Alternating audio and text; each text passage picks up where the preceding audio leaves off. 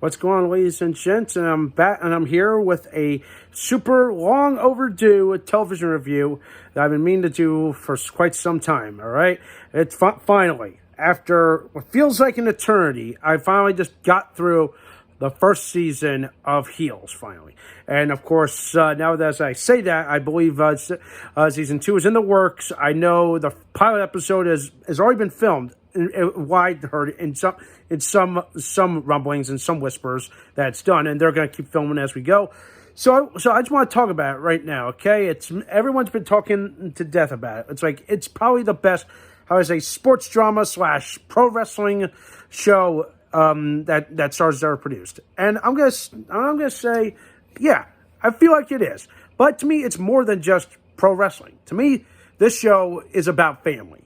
Let's think about this for a moment. You got two brothers. You got Jack Spade. You got Ace Spade. You got these two guys, two diametrically opposed, different personas in the ring. But outside the ring, they care for each other and they look after each other.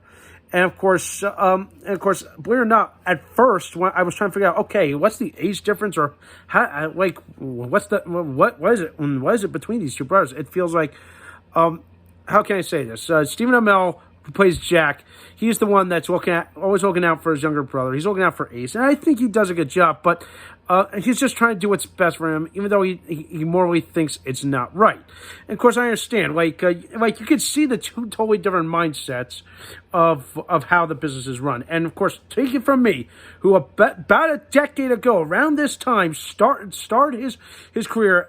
At 22 years old, okay? Keep that in mind, where I was running the ropes, learning how to take bumps, and just learning how to craft a match for a small local promotion. And I know, and I know how the ins and outs of this business work. And of course, just watching the show just makes me go, yep, this is something that I would all grow to know and know. And of course, yeah, of course, it's a harsh reality when you look at it, but here's the thing. Like, those guys, they may have their regular 9-to-5 jobs, but when they're in that ring, they enjoy it because that's their escape. That's their weekend escape. This is their other source of income. Even though it might be shit, but still, no, this is how you pay your dues in the wrestling world. Okay. Now, I wish I could tell you more, but let's see, my career didn't get further than than 7 months in the business. I kept getting hurt, folks. And that is a damn reality. Like, literally, this show just shows you the true realities in every which way. And I really enjoyed it. Enjoyed it. So, where you know, some moments are like, I feel like are exaggerated, but I really enjoyed it because the story is there and the family dynamic is there, and like you could see the struggles that each of these guys have. Okay. But yeah, I'm really curious what happens in season 2 because the ending kind of it just absolutely breaks my heart. It's like you finally want to see Ace finally become the good guy that he wants because that's what Jack wanted to do, but something just goes wrong. You know, plans don't go the right way. Which to me, this is one of the problems with some of these episodes. Which like okay. Again, it's the local promotion. They put out the show, and of course, it's like I feel like they're putting out the same formula every week or every month, depending on how you look at it. Because you know, for my person, it was the first Friday every month. Here, it's like feels like every other weekend or every week for this local promotion. And to me, I feel like, hey, this is pretty cool. They know how to do business. But here's the thing: you can tell the stress of the business kind of falls onto Jack because he's trying to do everything to keep the family business going. Now, speaking of family business, there's one thing I do want to talk about with one episode. In all of its dark, sad, disturbing glory, like, we find out what happened to their father. And, of course, for anybody that's not seen this show, he takes his own life. And it's sad. It's terrible.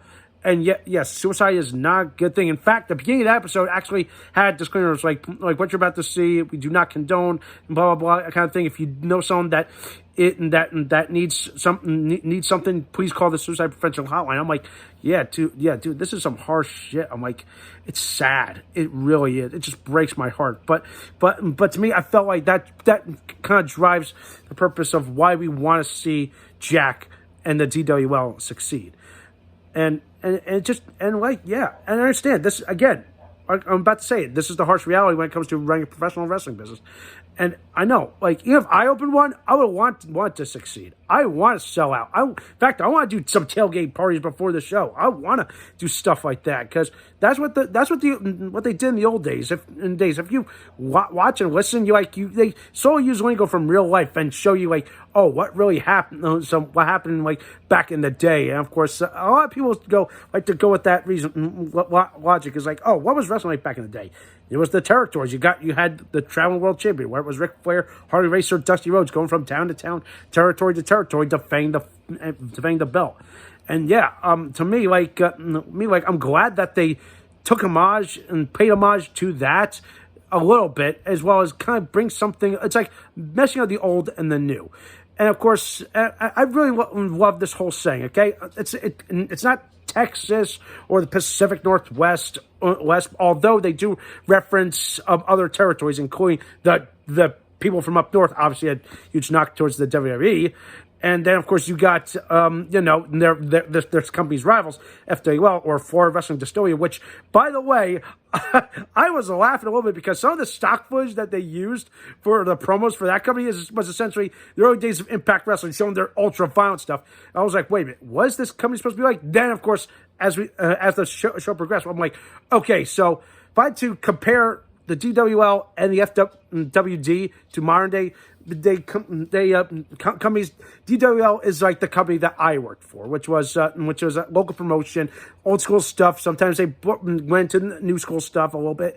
And FWD is essentially like your modern day game changer wrestling with its ultra violent content. And trust me when I say this, like, ugh, like I just couldn't believe that. I'm like, good on you to capitalize on what's the modern norm in today's wrestling world. Like there are some traditional wrestling companies, and there are some ultraviolent companies. Then you got Lucha. Then you got the new big guy in the block, AEW. And yeah, you get your whole smorgasbord of what you want. It's a whole galaxy out there. And I'm glad that they took that. Everyone, even Stephen Amell. I gotta give props to Stephen Amell for so far as to put his fingerprints on the show and take something that he loved and turn it into a show that essentially I feel like is just a big home run for everyone. I really enjoyed this. There were some characters I thought were a little cliche. Some characters I thought were good.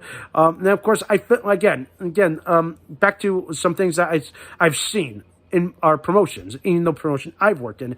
And I'm glad that like with the show, it really does show and does take a little peek behind the curtain in both ways, seeing how the family dynamic works between these two guys. I just hope, well, as we go into season 2, that I want to see some rights to be wrong, wrongs to be righted. I'm sorry. You know what I mean.